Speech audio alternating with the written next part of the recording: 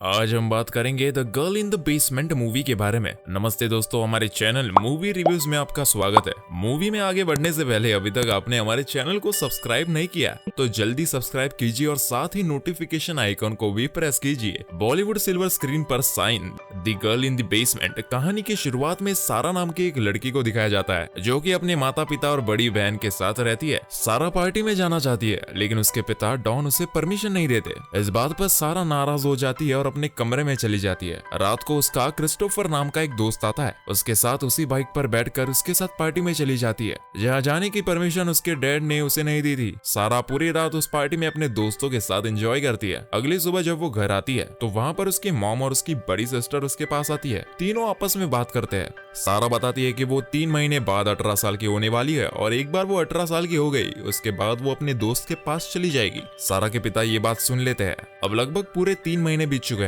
एक दिन जब सारा और उसके पिता घर पर अकेले होते हैं तभी सारा के पिता सारा से कहते हैं कि मुझे तुम्हारी मदद की जरूरत है, मुझे नीचे बेसमेंट में कुछ सामान रखना है। सारा अपने पिता की मदद करती है और जब वे सामान लेकर नीचे बेसमेंट में पहुंच जाते हैं तो वहां पर सारा के पिता एक सीक्रेट दरवाजे को खोलते हैं जिसके बारे में सारा को कुछ नहीं पता होता। ये देखकर वो हैरान हो जाती है। अब सारा के पिता और सारा उस कमरे के अंदर जाते हैं और तभी सारा के पिता मौका देखकर उस खुफिया कमरे का दरवाजा लॉक कर देते हैं। सारा अब अंदर लॉक हो चुकी है। वो चीखती है, बहुत चिल्लाती है, लेकिन उसके पिता दरवाजा नहीं खोलते और वहां से ऊपर आ जाते हैं। इस दरवाजे को खोलने का एक सीक्रेट कोड है और जब सारा उल्टे सीधे नंबर दबाती है तो वहां की लाइट चली जाती है। सारा को कुछ भी समझ में नहीं आता कि उसके साथ क्या करे और जोर जोर से चिल्लाना शुरू कर देती है और उसकी आवाज ऊपर उसके पिता को आ रही होती है क्योंकि यहाँ पर इस कमरे के अंदर जो वेंटिलेशन है वही बेसमेंट में जाने का एक रास्ता होता है जिससे आवाज बाहर आ रही होती है। इसलिए उसके पिता वेंटिलेशन को भी बंद कर देते हैं ताकि सारा की आवाज उस खुफिया कमरे से बाहर ना आए। सारा उस बॉक्स को चेक करती है जो अपने पिता के साथ वो इस खुफिया कमरे में लेकर आई थी। वो देखती है कि उसके अंदर उसका सामान होता है। सारा की माँ और उसकी बड़ी बहन जब घर आती है और बहुत देर तक सारा वापस नहीं आती तो वो उसके लिए परेशान हो जाती है। अब 1-2 दिन बीत जाते हैं और सारा का कुछ पता नहीं होता, इसलिए उसकी मॉम पुलिस को बुलाती है लेकिन पुलिस वाला कहता है कि हमें कुछ दिन और इंतजार करना चाहिए, हो सकता है कि वो आपसे संपर्क करें। वही सारा के पिता अब सारा के कमरे में नीचे बेसमेंट में जाते हैं। सारा को अपने पिता की आहट आ गई होती है इसलिए वो उन पर हमला कर देती है और वहां से भागने की कोशिश करती है पर उसके पिता ने बाहर का दरवाजा लॉक कर रखा होता है। अब उसके पिता को बहुत गुस्सा आता है और सारा को दोबारा उसी कमरे में ले जाते हैं, उसके साथ जबरदस्ती करते हैं यानी कि उसके साथ शारीरिक संबंध बनाते हैं। इस बात से सारा को बहुत दुख होता है। उसे समझ में नहीं आता कि उसके पिता उसके साथ ऐसा क्या कर रहे हैं और क्यों कर रहे हैं। सारा को आज बेसमेंट में पूरे 21 दिन हो चुके हैं। आज उसका जन्मदिन है। उसके पिता उसके लिए केक लाते हैं। वो सारा को जैसा जैसा कहते हैं सारा वैसा ही करती है क्योंकि उसके पिता ने उससे वादा किया था कि अगर वो उनकी सारी बातें मानेगी तो इस जगह से निकाल दिया जाएगा। यहाँ पर उसके पिता एक बार फिर से उसके साथ जबरदस्ती करते हैं। वही सारा की माँ और उसकी बहन सारा के लिए बहुत परेशान है लेकिन सारा के पिता कहते हैं कि सारा ने खुद ही कहा था कि वो 18 साल की होने के बाद घर छोड़कर चली जाएगी। लेकिन सारा की माँ को अंदर से पता है कि सारा कहीं ना कहीं फंस चुकी है। वो जानती है कि सारा सिर्फ वैसा कहती थी, वो कभी ऐसा नहीं करना चाहती थी। कुछ दिनों के बाद सारा के पिता यहाँ पर उसके लिए घड़ी और एक टीवी लेकर आते हैं क्योंकि सारा ने इस चीज की डिमांड की होती है। वही उसके पास एक फूड कैन होता है जिसके ढक्कन से वो एक हथियार बनाती है ताकि वो अपने पिता को फिर से मार सके। उसके पिता जब दरवाजे के दूसरी तरफ होते हैं तो वो उन्हें आपस में आने के लिए कहती है तो वो उन्हें अपने पास आने के लिए कहती है। इस बात पर उसके पिता को शक हो जाता है कि सारा कुछ न कुछ गड़बड़ करने वाली है और जैसे वो उसके पास आते हैं सारा उनके ऊपर हमला कर देती है लेकिन वो इस हमले को पहले ही भांप चुके थे इसलिए वो बच जाते हैं और इसके बाद वो सारा को बहुत बेरहमी से मारते हैं। वही सारा का दोस्त क्रिस्टोफर जिसके साथ वो पार्टी में गई थी वो सारा के घर पर आता है और उसके पिता से पूछता है कि सारा कहाँ है, लेकिन वो साफ साफ मना कर देता है कि मुझे इस बारे में कुछ नहीं पता। धीरे धीरे वक्त बीतता है और सारा का बेसमेंट में पूरा 1 साल बीत चुका है। वो प्रेग्नेंट भी हो चुकी है और बहुत जल्दी वो एक लड़की को जन्म देती है। सारा की जिंदगी का सिर्फ एक ही सपना है कि उसे इस बेसमेंट से किसी भी कीमत पर निकलना है, लेकिन इसके लिए उसे कोई भी रास्ता नहीं दिख रहा था। वक्त की रफ्तार धीरे धीरे बढ़ती चली जाती है और सारा को यहाँ पर पूरे 4 साल हो चुके हैं और एक बार फिर से वो प्रेग्नेंट हो चुकी है। इस बार वो एक लड़के को जन्म देती है और सारा के अब इस बेसमेंट में 2 बच्चे हैं जिनके साथ वो यहाँ पर रहती है। वही क्रिस्टोफर को दिखाया जाता है, आज भी सारा को ढूंढ रहा है, उससे मिलना चाहता है और जब वो उसके घर पर आता है तो सारा की बड़ी बहन से मिलता है। वो उससे सारा के बारे में पूछता है। सारा की बड़ी बहन बताती है कि सारा पिछले कई सालों से लापता है। क्रिस्टोफर कहता है कि जब मैं पिछली बार आया था और तुम्हारे पिता से मिला था, तुम्हारे पिता ने मुझे कहा था कि सारा सारा किसी लड़के के साथ भाग गई है, जबकि ऐसा कुछ भी साबित नहीं हुआ था। इस बात से सारा की बड़ी बहन को अपने पिता पर शक होता है। वो कहते हैं कि शायद मेरे पिता ने कहीं उसे छुपा दिया है, इसलिए कभी भी वो उसे ढूंढने में दिलचस्पी नहीं लेते हैं। वही सारा की माँ किसी भी कीमत पर अपनी बेटी को ढूंढना चाहती है,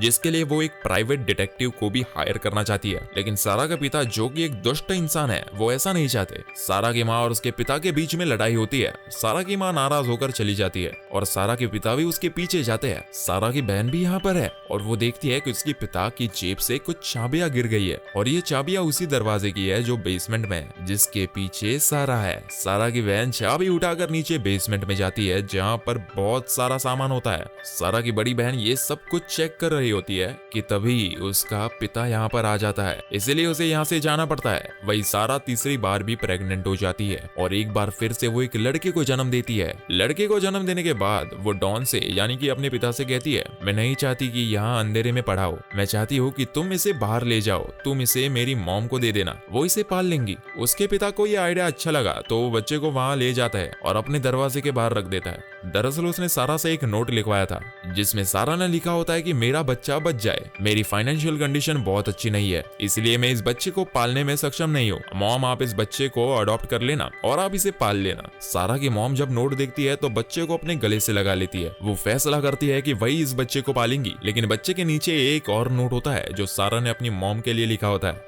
और उस पर लिखा होता है कि डैड ने मुझे किडनैप करके नीचे बेसमेंट में रखा हुआ है। सारा की किस्मत अच्छी नहीं होती, इसलिए इस नोट को उसकी मॉम नहीं देखती और उसके पिता को ये नोट मिल जाता है, जिससे उसे बहुत ज्यादा गुस्सा आता है और वो बेसमेंट में जाता है और एक बार फिर से अपनी बेटी यानी कि सारा के साथ जबरदस्ती करता है।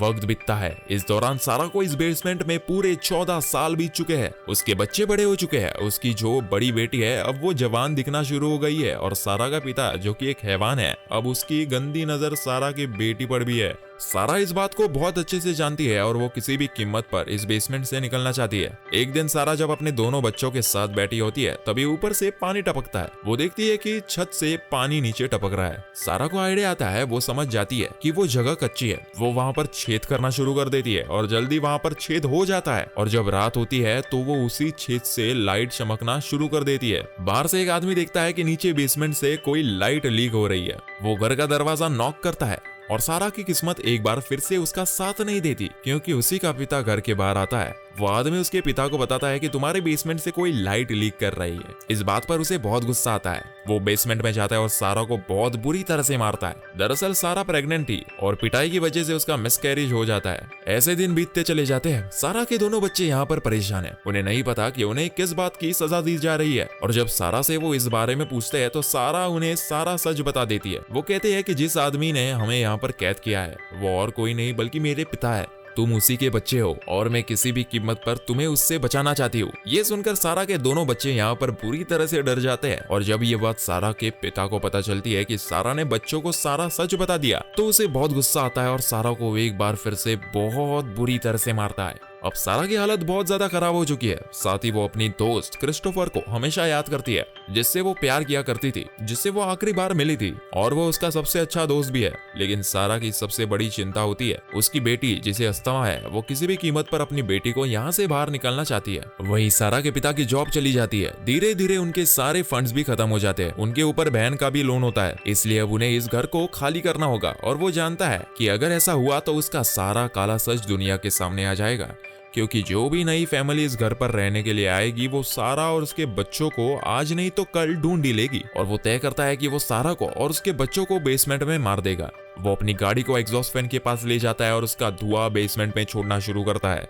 ताकि दम घुटने की वजह से वो सब के सब मारे जाए। लेकिन सारा का सबसे छोटा बेटा जो इस घर पर रहता है वो वापस आ जाता है, जिस वजह से सारा और उसके बच्चों का उसका मारने का प्लान पूरी तरह से चौपट हो जाता है। इसी तरह से वक्त बीतता रहता है और सारा को आज बेसमेंट में पूरे 20 साल बीत चुके हैं। 20 साल से उसने ना सुबह देखी है ना शाम, ना उसने सूरज देखा है ना चांद। उसने इस बेसमेंट की 4 दीवारों के अलावा कुछ भी नहीं देखा। अब एक दिन सारा की बेटी को अस्थमा का अटैक आ जाता है। उसकी हालत बहुत ज्यादा खराब हो जाती है। सारा का पिता भी यहाँ पर आ जाता है। सारा उसे कहती है कि मुझे अपनी बेटी को हॉस्पिटल ले जाना है, लेकिन वो इस फेवर में नहीं होता। वो कहता है कि मैं कभी भी यहाँ से बाहर जाने की इजाजत नहीं दूंगा। पर जब सारा की बेटी बेहोश होने लगती है तो वो उन दोनों से कहता है कि तुम और तुम्हारी बेटी मेरे साथ हॉस्पिटल जा सकते हो, पर तुम्हारा बेटा यहीं पर रहेगा। सारा अपनी बेटी को उठाकर बेसमेंट से बाहर आती है और आज उसने कई सालों के बाद अपने घर को देखा है और बाहर की दुनिया को देखा है। सारा अपनी बेटी को लेकर हॉस्पिटल पहुंच जाती है, जहां पर उसके सामने एक डॉक्टर आती है और वो सारा से कहती है कि तुम्हें इस फॉर्म को फिल करना होगा।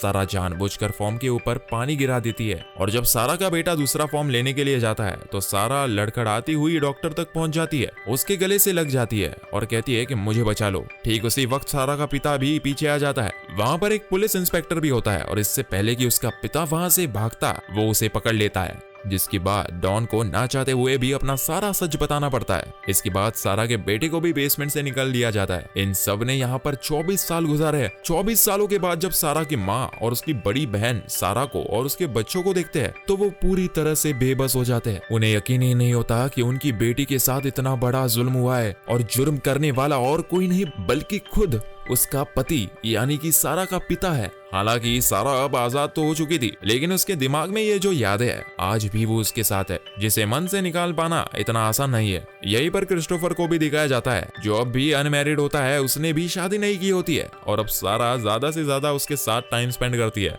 ये एक सच्ची घटना थी जिसमें सारा को सन 1984 में बेसमेंट में उसके पिता ने कैद कर दिया था और उसे आजादी मिली थी सन 2008 में। इस घटना से पूरी दुनिया शॉक हो गई थी और ये सोचने पर मजबूर हो गई थी कि एक पिता जिस पर बेटी सबसे ज्यादा भरोसा करती है, जिसे वो अपना रक्षक समझती है, वो उसका भक्षक कैसे बन सकता है। तो ये थी एक सच्ची कहानी गर्ल इन द बेसमेंट की। तो दोस्तों ऐसे ही मजेदार मूवीज के स्टोरीज जानने के लिए चैनल को सब्सक्राइब कीजिए और कमेंट करके बताइए आपको ये स्टोरी कैसी लगी। मिलते हैं नेक्स्ट वीडियो में। Bye bye.